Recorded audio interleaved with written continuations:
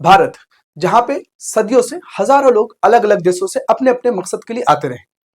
इनमें से बहुत सारे फॉरेनर ट्रैवलर्स ऐसे थे जो नेचुरल डिजास्टर से बचने के लिए, कुछ पिलग्रिमेज के तौर पे, कुछ जाकर वर्क की तलाश में, कुछ जाकर ट्रेडर्स के तौर पे, तो कुछ भारत को एक्सप्लोर करने आए।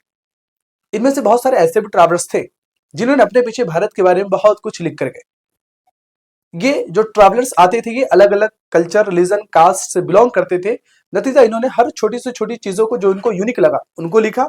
या फिर कुछ ऐसे भी ट्रैवलर्स रहे जिन्होंने एम्पायर के कोर्ट के बारे में लिखा, तो कुछ ऐसे भी ट्रैवलर्स रहे जिन्होंने जाकर यहाँ की कास्ट, रिलीजन या फिर यहाँ की जो सोसाइटी के बारे में लिखा। दरअसल दोस्तों, हम यहाँ पे पढ़ रहे 12th हिस्ट्री का एक चैप्टर जिसे through the eyes of travellers कहते हैं। जैसा मैंने आपसे कहा कि भारत में बहुत सारे लोग अलग अलग पर्पज से आए। अब इन्होंने जो लोग आए इन्होंने अपने पीछे भारत के बारे में बहुत कुछ लिख कर गए, और उन्हीं में से कुछ ऐसे ट्रैवलर्स हैं जिनकी किताबें हमारे पास आज भी मौजूद हैं।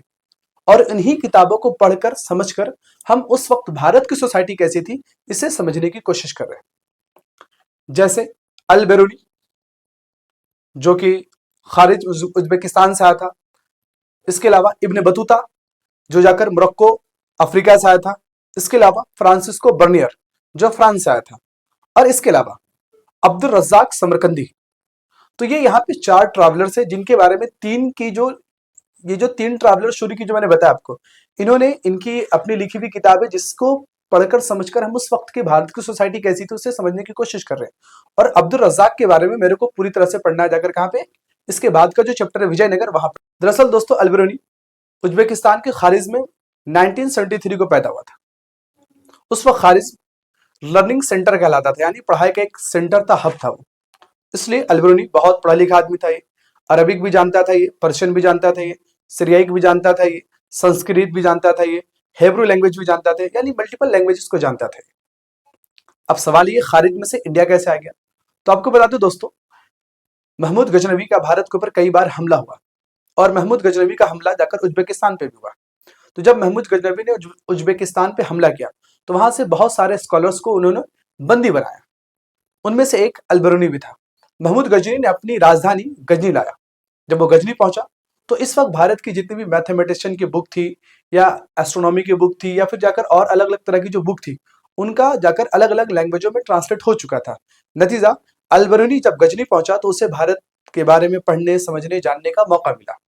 और फिर क्या था, वो महमूद गजनवी के साथ वो खारिज में से गजनी आया, और गजनी से फिर महमूद गजनवी के साथ कहाँ गया, पंजाब, इंडिया आ गया। इन्होंने किताबुल हिंद लिखा, यानी अरबिक भाषा में किताब लिखी, किताबुल हिंद, जिसे हम तहक़ुक़ुल हिंद भी कहते हैं। ये किताब 80 चैप्टर में, और हर चैप्टर में अलग अलग सब्जेक्ट है। जैसे इन्होंने रिलीजन को फोकस किया, कास्ट, जेंडर, इसके अलावा भारत की सोसाइटी, भारत के फेस्टिवल्स, कल्चर्स, यहाँ के ट्रेड्स, यहाँ के मेजरमेंट्स, इस तरह की सारी चीजों को इसने कवर किया। 80 चैप्टर में इन्होंने किताबुल हिंद लिखा, जो अरबिक लैंग्वेज में। अल बेरूनी ने जो किताब लिखी, इनमें इन्होंने एक अलग स्टाइल में किताब लिखा। पहले करता क्या था अल बेरूनी, किसी चीज के बारे में जब वो लिखता था वो, तो पहले उसे क्या करता था, वो क्वेश्चन के तौर पे वो उसे पहले पूछता था, वो उसके बाद खुद से उसे जवाब देता था। जैसे फॉर एग्जांपल इन्होंने कहा व्हाट इज कास्ट सिस्टम, तो फिर ये उसका खुद से जवाब देता था कि कास्ट सिस्टम क्या है। और तीसरी चीजें क्या करता था, ये कास्ट सिस्टम या वर्णा सिस्टम जो बाकी दूसरे देशों में चल रही है या नहीं, उससे ये कंपेयर करता था। तो माना जाता है कि अल बेरूनी मैथमेटिक्स से बहुत ज्यादा इंस्पायर्ड था, इसलिए अल बेरूनी इस तरह के स्टाइल में चीजों को लिखता था। जब भारत अल बेरूनी आया तो अल बेरूनी ने पहले संस्कृत भाषा सीखी, ब्राह्मणों से और यहाँ के पुजारियों से वो मिला बैठा, और यहाँ के भारत के कल्चर, रिलीजन, जेंडर के बारे में इसने समझने की कोशिश की। अल बेरूनी अपनी किताब में कुछ चीजों का जिक्र करता है। जैसे वो संस्कृत के बारे में जिक्र करता है वो कि संस्कृत दुनिया की सबसे टफेस्ट लैंग्वेजों में से एक है, जो बिल्कुल अरबिक और पर्शियन से बिल्कुल अलग है, जहां पे एक वर्ड के लिए कई मतलब और कई मतलब के लिए सिंगल वर्ड यूज हो रहे हैं। तो ये संस्कृत के बारे में बात करता हो।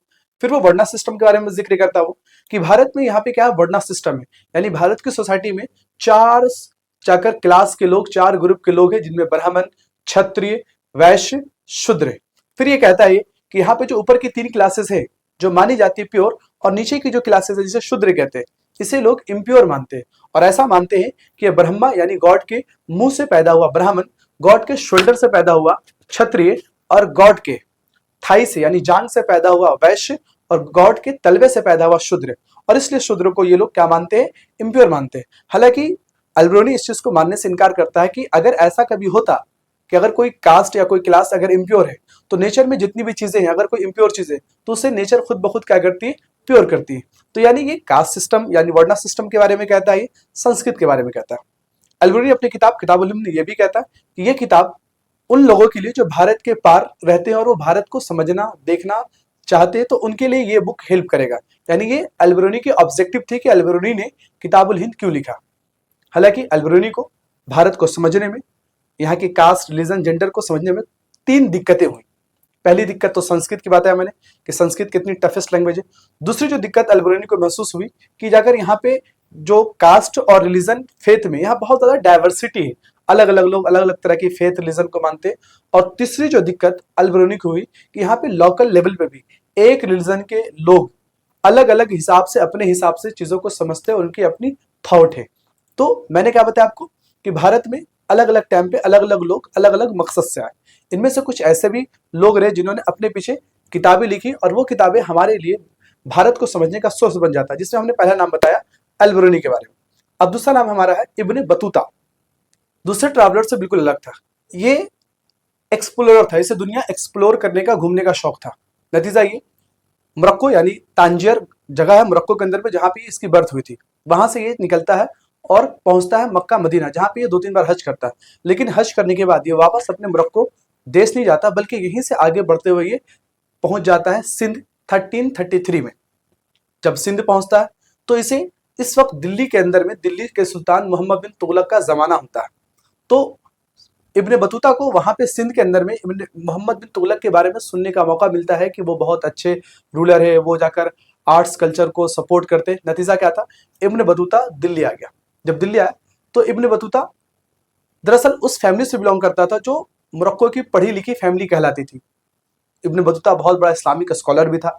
नतीजा जब मोहम्मद बिन तुगलक से उनकी मुलाकात हुई तो मोहम्मद बिन तुगलक उन्हें दिल्ली का काजी बनाया, यानी जज बनाया। आगे चलकर इब्ने बतूता और मोहम्मद बिन तुगलक के बीच में कुछ मिसकंसेप्शन होती है, जिसकी वजह से इब्ने बतूता को मोहम्मद बिन तुगलक कुछ टाइम के लिए जेल में डाल देता है। उसके बाद फिर वो जेल से छूटता है वो, और जेल से छूटने के बाद 1342 में मोहम्मद बिन तुगलक उन्हें अपना एम्बेसडर बनाकर चीन भेजता है, जहां पर वो जाकर आपके मालदीव होते हुए, श्रीलंका होते हुए, जाकर बंगाल असम होते हुए पहुंच जावा इंडोनेशिया होते हुए पहुंच जाता है कहाँ, चाइना। और चाइना में कुछ साल तक रहता है वो, और वहां पे जाकर 1347 में फिर वो लौट जाता अपने देश मोरक्को लौट जाता। जब वो मोरक्को पहुंचता, जब वो घर से निकला था तो 20-22 साल का था, और जब वो घर पहुंचा तो 30 साल का था वो। तो यानी कि लगभग 8-10 साल तक उसने ट्रैवल किया, दुनिया के कई देशों में उसने ट्रैवल किया। इब्ने बतूता अपनी किताब लिखता रहला, यानी द ट्रैवलर किताब का नाम है, जो अरबिक भाषा में, जिसमें इब्ने बतूता ने जो देखा समझा उसके बारे में वो जिक्र करता है। जब इब्ने बतूता अपने गांव पहुंचता तो वहां पे लोग इनसे पूछने लगते हैं कि तुम कहाँ थे, नहीं थे, क्या थे। तो फिर वहां के जो लोकल रूलर होते हैं वो कहते हैं कि तुमने जो देखा जो समझा वो बताओ, हम एक कहानी लिखेंगे, बुक लिखेंगे, और उसी बुक को कहते हैं हम रहला। और रहला वैसे कहते हैं द ट्रैवलर को। इब्ने बतूता अपनी किताब में कहता है कि जब मैं घर से निकला तो मैं वैसे निकला जैसे एक चिड़िया अपने घोंसले से निकल जाए। इब्ने बतूता अपनी किताब में यह भी कहता है कि जब मैं ट्रैवलिंग करता था तो उस जमाने में, वाकई उस जमाने में ट्रैवलिंग करना बहुत मुश्किल का काम था, जहाँ पे चोर डकैत वगैरह आपको अक्सर रास्ते में लूट लिया करते थे। तो इब्ने बतूता झुंड में निकलता था, कारवां में निकलता था। इब्ने बतूता अपनी किताब में कहता है कि एक बार हमारी कारवां के ऊपर अटैक हुआ और इतना भयानक अटैक हुआ कि बहुत सारे लोग मारे गए, लेकिन मैं बार-बार किसी तरह से बचा। इब्ने बतूता ये भी कहता कि हमें सिर्फ जाकर इन डकैतों चोरों से सिर्फ डर नहीं था, बल्कि एक डर हमें इसकी भी थी कि बीमारी। इब्ने बतूता अपनी किताब में कहता है कि एक बार मैं ट्यूनिस पहुंचा। जब मैं ट्यूनिस पहुंचा तो वहां पे मैं देखता हूँ कि जाकर वहां पे जो काजी वहां के हैं और वहां के जो सुल्तान हैं, लोग उनके वेलकम के लिए बाहर निकल रहे हैं, और मैं वहीं पे खड़ा हूँ। मेरे को बहुत ज्यादा फीवर थी। उसके बाद मैं इतना फीवर था कि मैं गिरने लगा, तो फिर अपने आप को मैंने जोर से बांधा, और बांधने के बाद मैं इंतजार में था कि कोई मुझसे आकर पूछेगा क्या हुआ नहीं हुआ। लेकिन सब लोग सुल्तान और काजी का वेलकम कर रहे थे, लेकिन मेरे को कोई पूछ नहीं रहा था, और फिर मेरे आंख से आंसू निकलने लगे। तो यानी इब्ने बतूता अपनी किताब में ये कह रहा है कि ट्रैवलिंग करना कितना मुश्किल था उस जमाने में। इब्ने बतूता अपनी किताब रहला में पान के पत्ते का जिक्र करता है, नारियल का जिक्र करता है। इब्ने बतूता कहता है बिल्कुल इंसान के सर के जैसा है, जिसमें 2 आंख है, उसके ऊपर जो नारियल के जो छिलके होते हैं उसके ऊपर जो बाल है वो सर के बाल की तरह, उसका हरा जो गुद्दा है वो जाकर इंसान के दिमाग की तरह। उसके अलावा वो पान के पत्ते का जिक्र करता है कि यहाँ पे पान का पत्ता होता है, जिसमें जाकर खजूर जाकर अंगूर के पेड़ की लत की तरह होता है, जिसमें फल नहीं होता, सिर्फ पत्ते होते हैं। फिर लोग इसे बेटेल यानी सुपारी डालकर इसे चबाते हैं, खाते नहीं, चबाकर फेंक देते हैं। तो सवाल है कि इब्न बतूता इतनी छोटी छोटी चीजों को क्यों जिक्र कर रहा है? तो मैंने शुरू में कहा कि ये सारे फॉरेनर ट्रैवलर्स हैं, ये हमारे लिए कॉमन चीज है लेकिन उनके लिए यूनिक चीज है। तो जाकर अलबरूनी पढ़ा लिखा स्कॉलर था, तो इसलिए उन्होंने जाकर इंडिया के कास्ट सोसाइटीज के बारे में लिखा। जबकि जाकर इब्न बतूता जो था वो एक्सप्लोरर था, वो दुनिया को एक्सप्लोर करना चाह रहा था और उस जमाने का बहुत बड़ा एक्सप्लोरर था। वैसे दुनिया में सबसे बड़े एक्सप्लोरर माने जाते हैं मार्को पोलो, लेकिन कहते हैं उससे भी बड़ा एक्सप्लोरर था ये। तो बहरकैफ इसने पान के पत्ते का जिक्र किया, नारियल का जिक्र किया। इसके बाद ये शहर का जिक्र करता, दिल्ली शहर, जो कि अभी हमने कहा मोहम्मद बिन तुगलक का टाइम होता है और मोहम्मद बिन तुगलक यानी तुगलक डायनेस्टी इस वक्त दिल्ली के ऊपर रूल कर रही होती और दिल्ली के अंदर में ये तुगलकाबाद जो इनका शहर कभी हुआ करता था। और मोहम्मद बिन तुगलक ने क्या किया था, अपनी कैपिटल को शिफ्ट कर दिया था, कहाँ दिल्ली से जाकर कहाँ दौलताबाद महाराष्ट्र शिफ्ट किया था उन्होंने। तो इसलिए इब्न बतूता अपनी किताब रहिला के अंदर में दिल्ली और तुगलकाबाद जैसे शहर का जिक्र करता है। खासकर वो दिल्ली में जाकर इन शहरों के बारे में कहता है इब्न बतूता कि यहाँ शहर जो है अपॉर्चुनिटीज से भरी पड़ी, यानी अगर किसी के पास स्किल्स है, टैलेंट्स है, तो यहाँ पे वो बहुत अच्छे तरीके से वो नौकरी अचीव कर सकता है। इसके अलावा ये कहता है कि यहाँ की जमीन बहुत फर्टाइल है। यहाँ के ट्रेड के बारे में जिक्र करता है कि यहाँ का ट्रेड फॉरेन ट्रेड, यहाँ के लोग फॉरेन ट्रेड करते हैं और यहाँ के कॉटन और जो हमारे जो सूती कपड़े वगैरह जो थे जाकर है ना मुसोलिन वगैरह, इसका बहुत ज्यादा वो जिक्र करता है इब्न बतूता। तो ये शहर के बारे में जिक्र करता है। इब्न बतूता तुगलकाबाद का भी जिक्र करता है कि तुगलकाबाद बहुत बड़ा किला है, इसके अंदर जरूरत की सारी चीजें भरी पड़ी, इसके अंदर कई सारे गेट है, इनमें से एक बदायूं गेट है जो सबसे बड़ा गेट है। तो इस तरह का जिक्र करता है। फिर उसके बाद वो दौलताबाद का जिक्र करता है कि दौलताबाद लाइटों से सजी पड़ी मार्केट है, जहाँ मार्केट के बीचों बीच नाच गाने डांस के प्रोग्राम होते हैं। यहाँ मस्जिद भी है, मंदिर भी है। यहाँ पे बाजार के बीचों बीच यहाँ पर लोग जाकर, एक जगह खाली जगह है जाकर, जहाँ जहाँ पे लड़कियां जाकर गाना गाती है और वो झूले पे बैठकर गाना गाती, जाकर वो सिंगिंग करती। फिर एक उनके पीछे एक लड़की होती जो उन्हें झुलाते रहती। फिर लोग शहरों में लोग जो जाकर उन सिंगर्स को, जो लेडी सिंगर, उन्हें पैसे वगैरह देते। तो इस इन सारी चीजों का जिक्र करता है। इब्न बतूता जाकर भारत में कम्युनिकेशन सिस्टम का भी जिक्र करता है कि यहाँ पे कम्युनिकेशन सिस्टम बहुत तेज और फास्ट काम करती है। यहाँ पे दो तरह के कम्युनिकेशन सिस्टम है। एक तो बाय फुट है, जिसे जाकर ये कह रहे जाकर दावा, जिसे दावा कहा जाता था, और दूसरा था जहाँ पे घोड़े पे बैठकर एक जगह दूसरी जगह मैसेज को या लेटर को पहुंचाना, तो इसे ये उलूक कहते हैं। और दूसरा जो हमने कहा पैदल, जिसे जाकर क्या कहेगा, दावा कहेगा। और ये इस तरह से काम करता था कि मान लीजिए कि एक आदमी जो है लेटर रिसीव किया, तो वो अपने साथ एक छड़ी या कुछ ऐसे इंस्ट्रूमेंट रखता था जिससे आवाज होती थी, और वो घोड़ों को तेज से भगाता हुआ आवाज करता हुआ जाता था। उसके कुछ मील बाद, कुछ दूरी पे जाकर दूसरे लोग इंतजार में बैठे होते थे। जैसे ही वो दूर से आवाज सुनते थे तो वो तुरंत रेडी हो जाते थे और लेटर को लेकर तुरंत वो आगे भाग जाते थे। और इस तरह से कम्युनिकेशन सिस्टम काम करता था।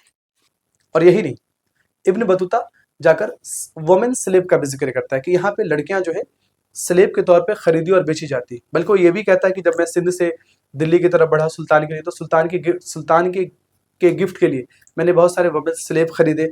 और इन स्लेव का जो यूज होता था घर के कामों के लिए यूज होता था, और घर के बाहर के कामों के लिए जैसे जासूसी वगैरह के लिए यूज होता था। तो ये इब्न बतूता की कहानी थी। इब्न बतूता ने जाकर मोरक्को से आया था और एक एक्सप्लोरर था ये। और फिर जो चूंकि एक्सप्लोर करने के लिए आया था ये, तो ये हर छोटी छोटी और बड़ी बड़ी चीजों को देखता था वो, और उसे अपनी किताब रहिला के अंदर में लिखता था ये। इसके अलावा एक और ट्रैवलर है जो काम की तलाश में आया था, यानी उस वक्त भारत दुनिया के बाकी देशों को काम देता था, और आज ये हाल है कि हमारे लोग दूसरे देशों में जाकर काम करते हैं। उसका नाम था फ्रैंकोस बर्नियर। आपको बता दूं कि भारत में 14th सेंचुरी के बाद कई सारे यूरोपियन कंपनी आई, जिनमें से पुर्तगीज आए, डच आए, इंग्लैंड आए, फ्रांस आए।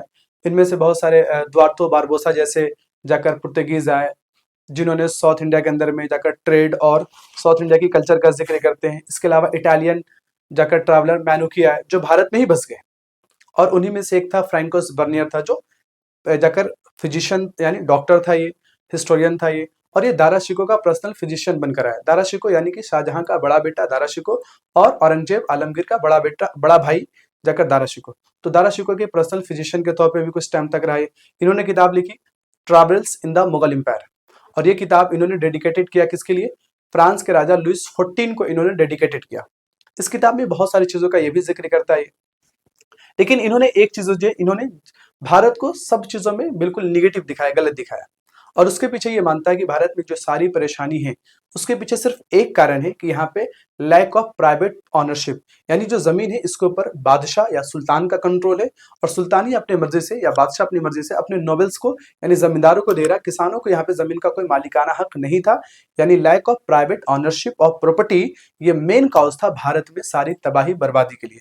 ये कहता है कि जाकर यहाँ के जो शहर है, ये यहाँ के शहर जो है वो जाकर केप टाउन है, यानी कि केप टाउन मतलब कि जाकर शहर बहुत बुरे हालत में है, और कोई भी शहर कब तक रहेगा वो डिपेंड करता है जाकर सुल्तान या बादशाह की मर्जी के ऊपर।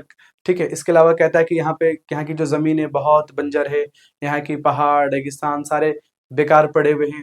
इसके अगर यूरोप और यहाँ के बीच में जो मेजर फर्क है कि यहाँ पे लैक ऑफ प्राइवेट ऑनरशिप है। इसके अलावा एक किसानों के हाल को बताता है, किसानों के ऊपर बहुत ज्यादा जुल्म होते हैं, बहुत ज्यादा टैक्स सुल्तान वसूलते हैं, और बाज दफा तो टैक्स नहीं देने पे उन्हें गुलाम बनाया जाता है, उन्हें बच्चे को गिरवी रखा जाता है। इसके अलावा फ्रैंकोस बर्नियर ये भी कहता है कि जाकर यहाँ के जो बादशाह है, मुगल बादशाह, वो दरअसल किंग ऑफ बेगर्स और बारबेरियन है, यानी कि भिखारियों के राजा है, जंगली लोगों के राजा है यहाँ पे। तो इस तरह की चीजें, बहुत सारी चीजें जिक्र करता है। इसके अलावा वो ये भी कहता है कि यहाँ पे एग्रीकल्चर प्रोडक्शन बहुत कम होती है। ठीक है, हाँ, एक शहर का बंगाल का वो जिक्र करता है कि बंगाल में थोड़ी बहुत चीजें अच्छी है, जो उस वक्त इजिप्ट के अंदर में हो रही थी वो चीजें लगभग बंगाल के अंदर थी, कि बंगाल के अंदर ट्रेड भी ठीक था, यहाँ की एग्रीकल्चर प्रोडक्टिविटी भी ठीक है।